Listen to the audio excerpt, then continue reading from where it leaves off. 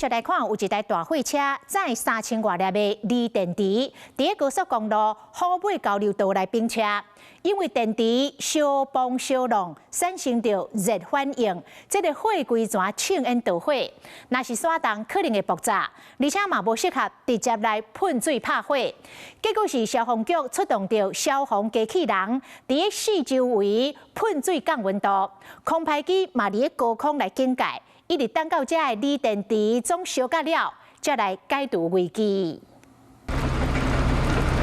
伫交流道冰车的大货车火柜开始导火，消防局人员出动机器人喷水降温，空中摄影机嘛伫半空中警戒，防止火来弹开。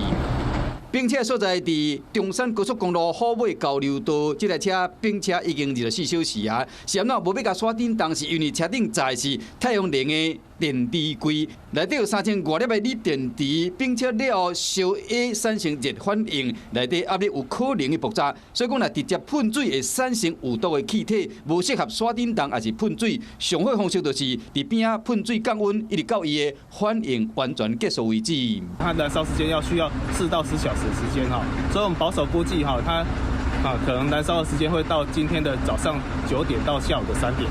漳州道在电力柜的大货车、冰车，这个柜啊开始出烟，警察人员管制边的道路。今日透早4点外，这个柜啊温度达到60度，导火喷烟。透早6点外，火一直烧，消防机器人甲空中摄影机伫现场警戒。结果甲估计同款，火已经火起啊！因为这条路是往高铁必经的路线，县政府也通知驾驶人爱驶路。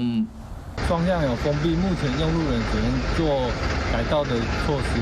我们在省道的部分都有做一些提醒改道的告示板。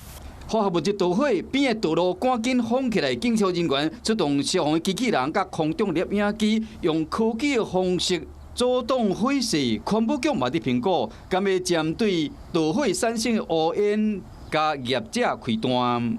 Hello， 我是郑雅芳。想要抢先掌握最及时的新闻资讯吗？赶快订阅、按赞、开启小铃铛，锁定华视新闻 YouTube 频道。